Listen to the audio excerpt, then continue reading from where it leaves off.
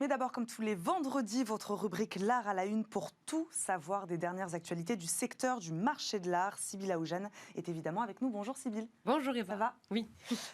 Des œuvres, on va parler des œuvres russes, saisies en Finlande. Tout à fait, en fait c'est la douane finlandaise qui a saisi plusieurs œuvres. C'est un poste qui est situé au sud de la frontière entre la Finlande et la Russie. Plusieurs œuvres ont été saisies d'environ 42 millions d'euros. Certaines d'entre elles sont jugées inestimables. Ce sont les mots du directeur du service de la répression des douanes finlandais. Certaines appartiendraient aux collections de l'Ermitage, l'un des plus grands musées du monde qui est situé à Saint-Pétersbourg. Et les douanes ont été assez discrètes sur l'identité spécifique des œuvres d'art. Et pourquoi ces œuvres ont été saisies, Sybille ?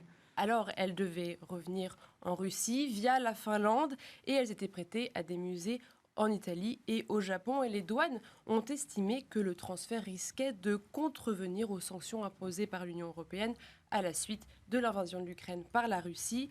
Selon l'AFP, 10 personnes sont suspectées d'avoir violé ces sanctions qui concernent la vente, le transfert ou l'exportation des biens de luxe et donc aussi des œuvres d'art vers la Russie. Ces œuvres sont situées en lieu sûr en attendant que la situation soit clarifiée ou que les sanctions soient levées. Autre sujet, Sybille, en plus du salon du design, cette semaine, la foire Art Paris a ouvert ses portes. Oui, Art Paris a ouvert ses portes au Grand Palais éphémère, et ce jusqu'à la fin de ce week-end. Alors pour la première fois, la thématique de la foire repose sur l'environnement et l'histoire naturelle. Par exemple, il y a un espace qui est dédié à la scène française. Une vingtaine d'artistes ont été sélectionnés pour leur regard porté sur le monde naturel, végétal, animal, ce qui nous permet d'apprécier en fait cette thématique au travers de l'esthétisme contemporain. Il y a aussi un parcours qui a été créé en partenariat avec l'association Art of Change 21, une association qui relie l'art contemporain et les grands enjeux environnementaux. Donc la foire a fait un effort pour créer un événement vraiment responsable. Voilà, et puis la question, en fait, c'est ces foires qui sont si régulières, si éphémères, comment peuvent-elles avoir une responsabilité environnementale forte? Et donc, Art Paris a sollicité une agence de production pour analyser le cycle de vie d'Art Paris et puis aussi l'accompagner dans sa démarche d'éco-conception. C'est l'agence qui s'appelle Carbone Prod, et par exemple, il y a une flotte de véhicules 100% électriques qui est mise à disposition des VIP. Les badges sont édités en PVC recyclés et sont eux-mêmes recyclables, tout comme le matériel d'information au sein de la foire. Et donc le but aussi, c'est de créer des outils qui seront possibles, qui seront ensuite mis à disposition pour les autres foires. Ensuite, Sybille, vous allez nous parler de la reprise de la FIAC, c'est ça ? En fait, voilà, donc la FIAC... La FIAC a été reprise, c'est ça, par Art... La FIAC a été reprise par Art Basel, et donc ça a pu avoir des conséquences sur Art Paris. C'est selon le Journal des Arts. Effectivement, Art Paris a reçu 2 fois plus de candidatures qu'il ne pouvait attribuer de stands. Ils en ont 130 au total, et donc la sélection a été d'autant plus qualitative pour les exposants. Et donc Art Paris conforte son positionnement sur l'art français et sur un art plus accessible pour se différencier d'Art Basel. On termine enfin par un dessin de Michel-Ange en vente. Voilà, c'est un dessin qui a été réalisé durant la jeunesse de Michel-Ange, qui a été retrouvé, qui sera mis en vente chez Christie's le 18 mai prochain. C'est probablement l'un des premiers nus réalisés par Michel-Ange qui est connu jusqu'à présent. Donc une œuvre assez rare, et d'autant plus rare qu'elle est encore entre les mains d'un collectionneur privé et français. Et son estimation est de 30 millions d'euros. Merci Sybille. L'heure maintenant d'accueillir votre invité qui est déjà là avec nous en plateau, Cyril Coiffet, vice-président, je le disais, de Katawiki, plateforme d'enchères en ligne pour acheter et vendre des objets spéciaux et des objets de collection. Bonjour. Bonjour Eva. Bienvenue sur le plateau de Smart Matrimoine, même si vous êtes déjà venu nous voir. Katawiki, on va parler avec vous aujourd'hui un peu du marché du design, surtout des ventes de design. Est-ce que vous constatez, Cyril Coiffet, un attrait particulier des acheteurs pour le design, voilà, ces dernières semaines, ces dernières années? Ces dernières années, très clairement. Il y a eu notamment depuis 2020, avec les confinements successifs que nous avons dû subir, une reprise en main, on va dire, des Français pour aménager, ameubler et puis rendre leur intérieur plus joli, plus design. Et ça a eu une conséquence très très positive, en tout cas, sur les ventes de design en France. Et sur Katawiki, donc les ventes aux enchères design ont doublé en 2021. Il y a aussi eu plus de 40% de pièces design en vente par rapport à 2020. Comment vous pouvez expliquer cette hausse sur Katawiki ? Il y a eu plusieurs facteurs. Donc, une réappropriation des intérieurs. On veut un peu de cocooning, on veut être bien chez soi, on va avoir un joli intérieur. La deuxième chose aussi, c'est que les magasins physiques étaient fermés et que les chaînes de production aussi de design ont été beaucoup impactées. Aujourd'hui, si vous voulez un canapé Togo de ligne Rosé, sans leur faire de publicité, c'est 2 ans d'attente. Oui. Si vous en voulez un tout de suite, la meilleure solution, c'est Katawiki, vraiment, parce qu'on a le plus grand choix disponible en Europe de ce côté-là.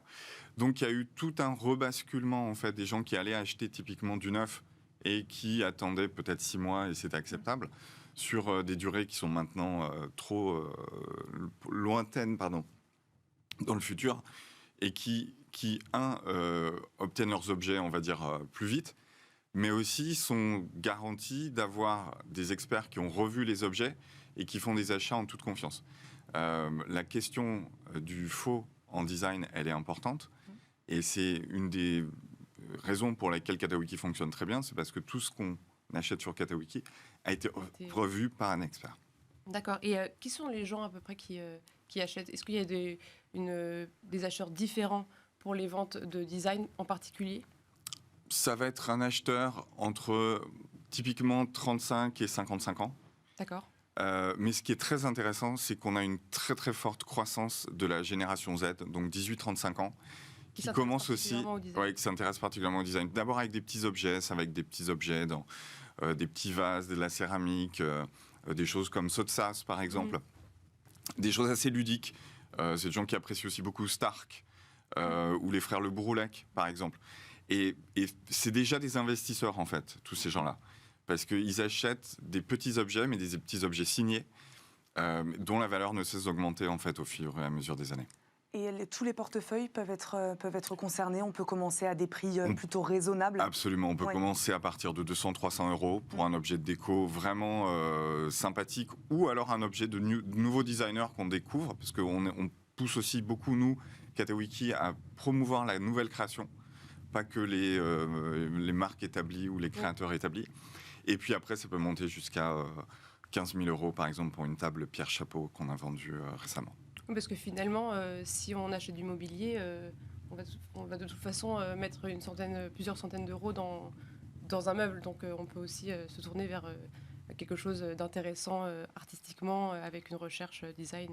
Absolument. Et la décoration, ça peut être en plus que les meubles. Ça peut être la céramique aussi qui fonctionne très très très bien. Qui des fois, on est à la limite de la sculpture aussi, tellement le travail est important et de qualité. Et puis aussi, en général, on s'aperçoit que ces acheteurs-là, ils complètent avec un intérieur, notamment en termes de lithographie, par exemple.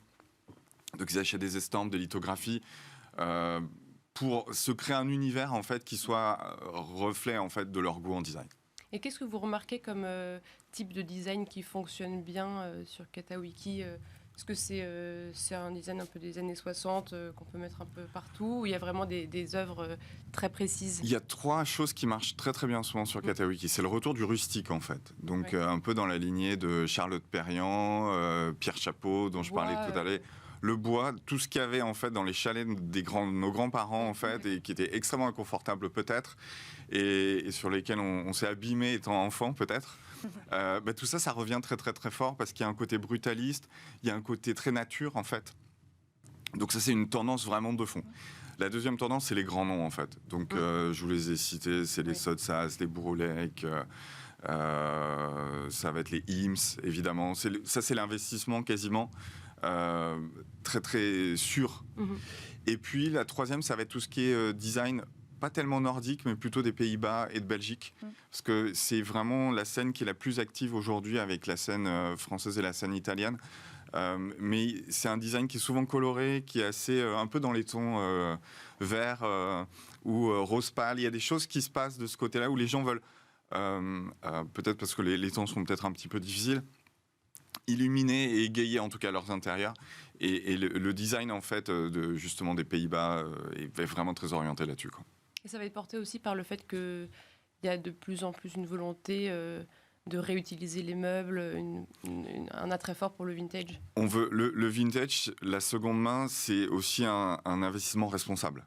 Donc on est complètement dans une logique de pourquoi aller créer, faire du neuf, dépenser de l'énergie et des matières premières qui deviennent de plus en plus rares, alors qu'il y avait des choses de qualité extrêmement durables. Je vous donnais l'exemple d'un canapé Togo des années 70. Et il est toujours extrêmement fonctionnel aujourd'hui, 40 ans plus tard, quoi. Donc, non, ça vaut vraiment le coup. Et en termes d'investissement, si on veut... là, on est dans Smart Patrimoine, Oui, bien sûr. si on veut réaliser un achat qui soit aussi un achat intelligent et peut-être espérer une plus-value plus tard, qu'est-ce que vous pourrez nous conseiller? Tous les noms des designers que je vous ai cités sont des investissements sûrs. Si vous êtes sur des choses un peu plus contemporaines, par exemple, les frères Le Boulou-Lec, vous pouvez être certain que c'est des investissements qui seront rentables à 10 ans, minimum. À 10 ans, d'accord. Minimum. Au maximum, pardon, je voulais dire. Ah oui, d'accord. C'est mieux, ça me fait rebondir, c'est mieux de s'y connaître quand même avant d'investir dans du mobilier design, où on peut se faire confiance aussi et choisir un meuble ou un objet de décoration qui juste nous plaît. C'est le premier choix, et c'est comme dans l'art, il faut d'abord faire parler son cœur et ses goûts. Vous n'allez pas mettre quelque chose et vivre avec quelque chose qui ne vous plaît pas. Mais la deuxième chose, c'est effectivement de s'appuyer sur des experts pour être sûr que la sélection corresponde à quelque chose qui soit, un, dans l'air du temps, et puis deux, qui ait de la valeur. Et ça, typiquement, nous, c'est ce qu'on fait comme métier. Oui, parce que c'est vrai que le design, on pourrait se dire que ça...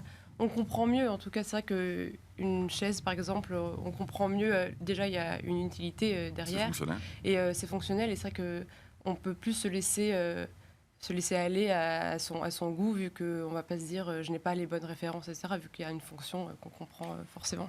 Mais la différence peut-être aussi avec des plateformes comme la nôtre, c'est que pour chaque objet, il y a la biographie du designer, il y a les prix qu'il a gagnés aussi. C'est vraiment un milieu, le design, qui se rapproche beaucoup de l'art contemporain, en fait. Il y a un certain nombre de critères qui font que vous pouvez acheter en toute sécurité quelque chose, un objet qui va être fonctionnel, qui va être joli, mais qui aussi vient de quelqu'un qui a un vrai pédigré, en fait. Et c'est reconnu comme un investissement. Et en ce moment, du coup, il y a la foire Paris Art et Design, et aussi la Biennale internationale du design à Saint-Étienne.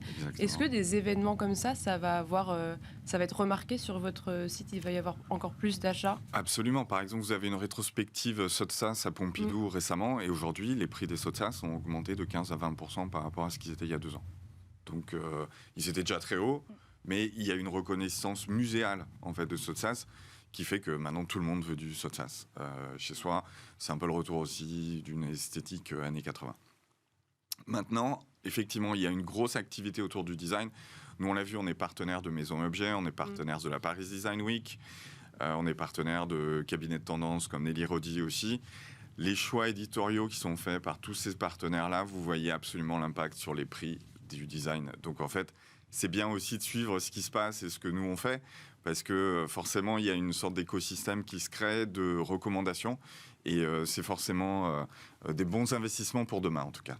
Sybille le disait tout à l'heure, doubler les ventes aux enchères dans la catégorie design en 2021. Selon vous, la tendance, on va dire, pour les prochaines semaines, les prochains mois, on va être sur ces chiffres-là, encore plus Oui, parce qu'il y a un côté rassurant, en fait, dans l'investissement en design. C'est-à-dire, effectivement, comme Sybille vous l'avait dit, c'est un investissement qui est fonctionnel, c'est-à-dire on va en faire quelque chose. Mais c'est quelque chose d'extrêmement tangible.